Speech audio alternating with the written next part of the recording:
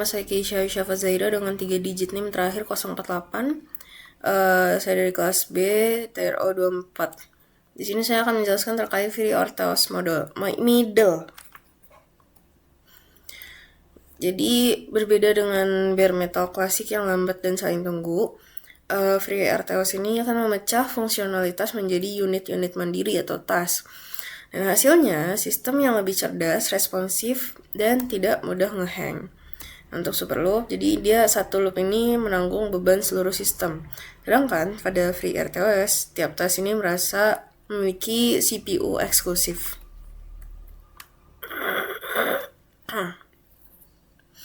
Nah, ini juga ada siklus hidup tasknya. Jadi ada running, ready, block, dan suspended. Nah, status block ini sangat vital karena task yang sedang tidur tidak memakan siklus CPU.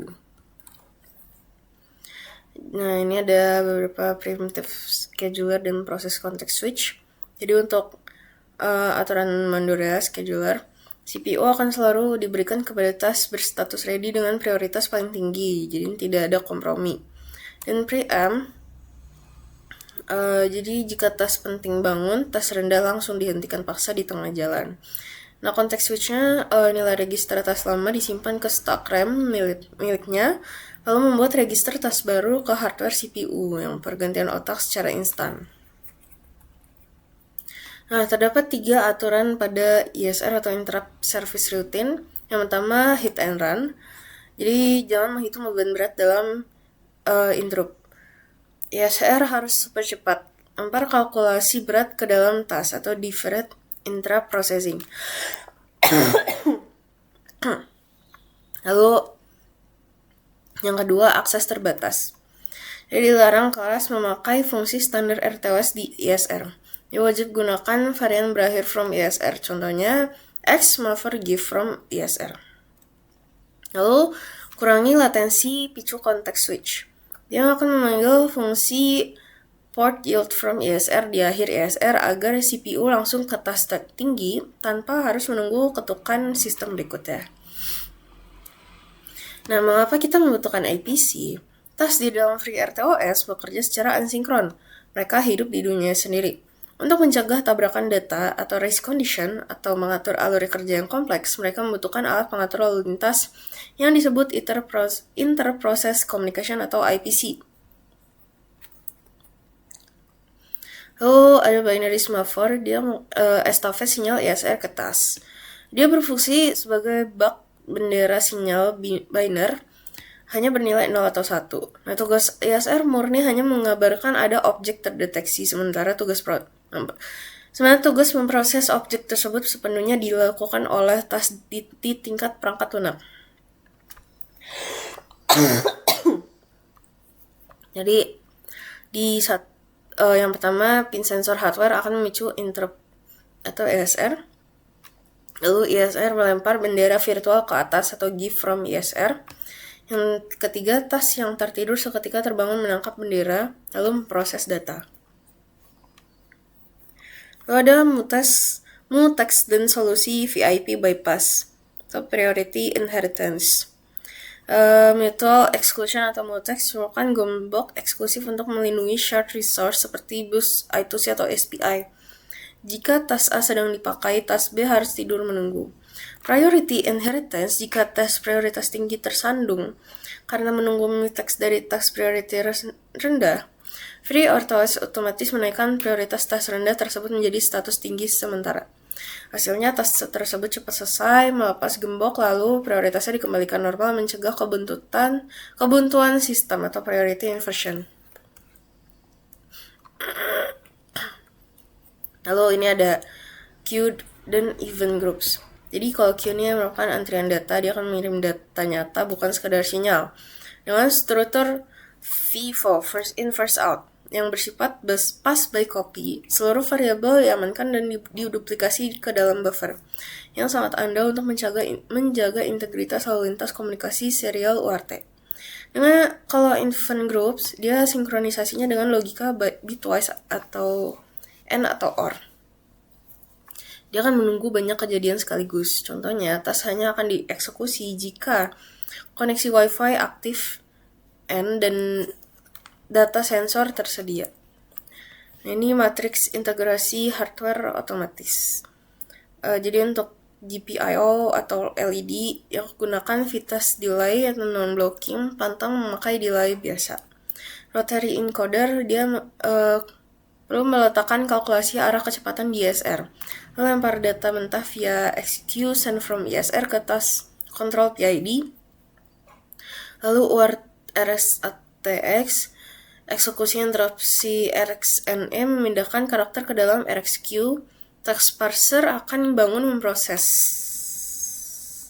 saat antrian terisi. Lalu ada ADC atau DAC, dia dibantu hardware timer yang mengirim konversi berkelanjutan menggunakan stream buffers atau Q agar UI atau LCD tidak terbebani. Lalu I2C dan SPI bus, selalu amankan fungsi transmisi HAL I2C master transmit di dalam pelindung XMA Vertex atau Mutex. Skala industri koordinasi multi MCU, jadi FreeRTOS tidak terbatas dalam satu chip. Sistem dapat terdistribusi asinkron lintas hardware. Abstraksi protokol fisik memanfaatkan UART atau SPI yang dipadukan dengan DMA atau Direct Memory Access.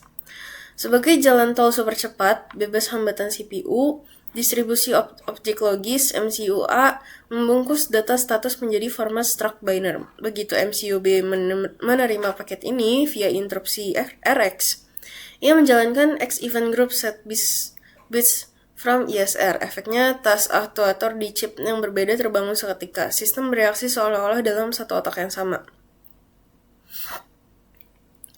Jadi secara keseluruhan ini bisa dilihat visualisasinya di sini.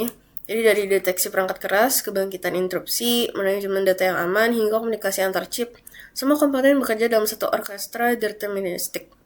Inilah kekuatan sejati arsitektur waktu nyata. Jadi, FreeRTOS bukan sekedar library tambahan, ini adalah cara berpikir baru dalam merancang sistem otomasi yang sangat stabil dan terprediksi. Cukup sekian materinya, kita langsung beralih ke video percobaannya. Ya, seperti biasa di awal program kita mengincludekan library-nya, lalu kita memkonfigurasi pin-nya, definisi untuk DHT-nya, definisi untuk I2C LCD-nya, dan juga untuk SD card-nya. Dan di sini penting teman-teman, karena di sini kita mendefinisikan prioritas dari ketiga tasnya, di mana kita menaruh prioritas paling tinggi. Untuk itu LCD-nya, LCD di sini kita akan taruh sebagai tas prioritas paling tinggi, yang mana kita definisikan dengan angka 3. Lalu untuk yang kedua, tas paling sedang alias nomor 2, kita definisikan dengan nomor 2. Lalu yang terakhir, tas priority SD card-nya, di luar ini ditaruh paling rendah alias kita menaruhnya dengan angka 1. Nah di sini ini untuk mensettingkan LCD-nya, sini kita menggunakan 3F, X3F. Lalu di sini untuk pointer agar program bisa nge-detect LCD-nya. Di sini buat objeknya kita menggunakan objek dari DAT-nya, kita menggunakan data Singapore handle. Lalu di sini kita langsung menggunakan untuk fungsi float-nya, fungsi bool-nya, jadi fungsi address-nya. Nah, di sini kita masuk aja ke bagian I2C-nya. Di sini kita menggunakan fungsi bool lalu void scan untuk mendefinisikan error apakah nanti bisa didetek untuk LCD-nya. Lalu di sini menggunakan fungsi if else juga. Kalau misalkan tinggal I2C atau LCD ditemukan, maka dia bakal mati ya. Kalau misalkan ditemukan baru bisa untuk menyalakan programnya. Di sini kita menggunakan fungsi void juga untuk LCD helper-nya, dimana untuk menyampaikan pesan-pesan dari LCD-nya kita menggunakan fungsi if, dan juga beberapa else if, dan juga menggunakan diri supaya nanti ketika pergantian tas itu bisa di-detect oleh LCD-nya dan bisa terlihatan tas apa yang sedang dijalankan. Di sini ada untuk perstabilan dari delay dari LCD sendiri, seperti print-nya, seperti address-nya seperti apa. Jadi kita melakukan delay 2 detik. Nah, ini untuk laptopnya kita masuk ke bagian control-nya. Nah, di sini ini penting karena ini bagian dari modul hari ini, di mana ini LCD tas, di mana untuk menentukan prioritas paling tinggi. Nah, di sini sebenarnya yang mendefinisikan prioritas temporer itu di atas, cuman nah ini tuh supaya nanti bisa tetap di LCD tas apa yang sudah dijalankan, tas mana yang lagi menjadi prioritas paling tinggi. Nah, ini di sini kita menggunakan if, yang dimana ini tadi kita sudah mengintegrasikan bahwasannya nanti tas prioritas pertama itu ada di LCD terlebih dahulu, lalu kita mengurutkan ke DHT 22 ke SD card 1. Nah, di sini kan LCD touch ini sebagai prioritasnya. Nah, di sini ketika nanti dijalankan step tasnya itu ada counternya. Hasil alias berapa kali tugas dijalankan. Masuklah ke fungsi LIF untuk menjalankan LCD-nya, LC kembali untuk menjalankan DHT-nya kurang lebih seperti itu karena kan dia di prioritas kedua. Dan untuk mengeprint berapanya untuk DHT-nya, temperatur, humidity dan juga counternya. Lalu LCD lagi terakhir yang dimana yang prioritas paling rendah di mana SD touch alias SD card kita membaca memorize yang ada di SD card itu sendiri. Nah, di sini kurang lebih sama untuk printnya seperti apa, LCD ready, SD ready sebagainya. Nah, di sini untuk mendefinisikan tas dari DHT-nya. Nah, ini kurang lebih sama untuk fungsi temperatur, humidity dan sebagainya. Untuk ngeprint nantinya untuk jika udah mengambil data sensor berapa temperatur dan berapa humidity-nya juga berapa kali mereka sudah mendeteknya. Nah, di sini bagian untuk DHT-nya sekarang kita masuk ke bagian terakhir alias prioritas paling rendah. Di SD card sini kita mengecek berapa sih memori yang terdapat pada SD card itu sendiri, apakah bisa dilihat seperti SD-nya aman apa tidak. Nah, di sini menggunakan langsung file yang langsung menggunakan fungsi if yang artinya DHT counter dan sebagainya. Di sini terakhir setup, kita menggunakan file setup alias untuk memprint beberapa tas-tas dan ini cuma hanya print juga, terus kita menggunakan set clock begin dan juga delay scale itu sih.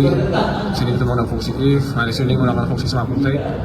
Nah, ini untuk mendefinisikan DHT-nya kembali. Terus ketika nanti program berjalan maka akan mengambilkan LT starting, memprint kreativitas dan sebagainya. Nah, di sini kita menggunakan baud rate 4096. Nah, di sini untuk upload speednya untuk setiap tas yang ada di sini kita menggunakan LCD tasnya menggunakan 396, DHT juga dan juga SD juga. Di sini masuk ke void juga supaya terjadi terus-terusan. Nah, ini terakhir semua tas sekian. Belum sekian.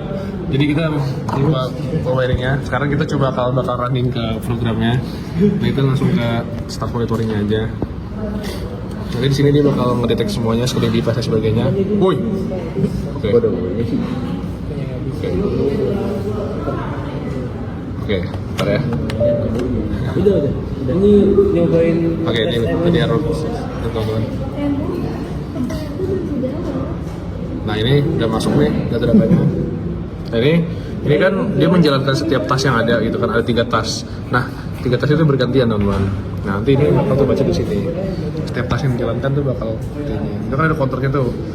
Berapa kali dia ini 12 baca DHT, baca SD card, terus baca sistem status, terus sebagainya. Nah, oke, sekian, terima kasih. Oke, seperti biasa sekarang kita akan masuk ke program lagi interrupt, bagaimana kita akan membaca suhu menggunakan DHT22. Lalu kita akan menggunakan PB atau push button sebagai interrupt, nantinya LED-nya digunakan sebagai indikator interrupt-nya. Lalu tetap menggunakan LCD-nya untuk ini indikatornya. Sini menggunakan input library-nya untuk mendefinisikan library-nya untuk setiap komponennya. Lalu seperti biasa konfigurasi pin-nya, DHT untuk itu si LCD dan juga push button-nya kita menggunakan 15, LED pin kita menggunakan 2, hasilkan DHT-nya, light kristalnya. Kita menggunakan DHT 22 untuk tipenya, untuk LCD kita menggunakan 0x27, untuk 16 dan juga 2. Lalu kita menggunakan fungsi float untuk temperaturnya, humidity-nya dan juga wall untuk DHT value-nya. Ini buat button ICR-nya menggunakan fungsi if, nanti akan menggunakan fungsi debounce, interrupt flag. Lalu di sini kita menggunakan fungsi-fungsi untuk mendisplaykan dari bagian LCD-nya seperti biasanya untuk menentukan temperatur, menentukan humidity-nya dan juga menentukan error atau enggaknya. Lalu sini LED-nya nanti bakal bisa kelihatan di LCD-nya apakah dia on apakah off, karena nanti untuk mengindikasikan interrupt-nya maka dia akan on, tapi ketika interrupt sudah diselesaikan maka dia akan off. Nah, kalau misalkan nanti interrupt sebagainya itu akan diindikasikan sebagai normal. Untuk LCD interrupt display nanti ketika di interrupt maka akan display kayak program interrupt seperti itu. Lalu untuk setupnya kita menggunakan full setup seperti biasa, serial begin. Untuk output pin-nya juga follow-nya kita menggunakan input pull up, untuk push button-nya, untuk wiring dan actuation-nya menggunakan SDS-nya seperti biasa. Lalu ini kita menggunakan delay 1,5 detik. Sini kita menggunakan fungsi DHT begin-nya, atas interrupt, terus button ESC juga falling. Nah, di sini untuk menampilkan show normal, untuk menampilkan kondisi normalnya. Dan di sini kita menggunakan void loop juga untuk berulang-ulang karena kita menggunakan counter untuk setiap pembacaan suhunya. Kita menggunakan fungsi if. Lalu di sini kita print juga. Kalau misalkan nanti tombol atau push button ditekan, maka dia kan akan menjadi interrupt. Nah, interrupt ini bakal diindikasikan melalui LCD-nya. Nah, ini fungsinya untuk menampilkan di LCD-nya. Lalu di sini menggunakan fungsi if. Nah, di sini untuk setiap ketika nanti si LCD bakal menampilkan kalau misalkan nanti kita balik lagi ke mode normal, maka dibalik ke mode normal. Dan untuk pembacaan DAT dua-duanya setiap detik kurang lebih seperti ini, nanti bakal menampilkan seperti ini. Nanti misalkan ada interrupt, ini ada isnanya seperti itu. Terima kasih. Setelah kita lanjut ke bagian pembacaan program. Sekarang kita running dulu. Jadi kita running, tapi sekarang kita stop monitoring aja. Nah, di sini ini kan kita kan membaca dari motor. Sekarang kita masuk pembacaan di LCD-nya. Nanti kalau misalnya ini kan sekarang lagi pembacaan biasa nih, jadi tiap detik akan berubah. Nah, ini kan humidity-nya agak berubah tuh. Ini mungkin kita tes sedikit biar agak berubah perubahan sebelumnya. Nah, nanti kalau misalkan lagi pembacaan kayak gini, itu kan humidity turun tuh. Nah, sekarang kita coba interrupt nih. Nah, programnya interrupt, LED nyala. Nah, ini kan dia udah berhenti nih, nggak bakal bisa baca lagi. Meskipun kedip-kedip tapi dia nggak baca lagi. Nah, yang ini LED nyala ketika interruptnya dinyalakan. Tapi ketika nanti tombol tekan lagi, dia mati terus masuk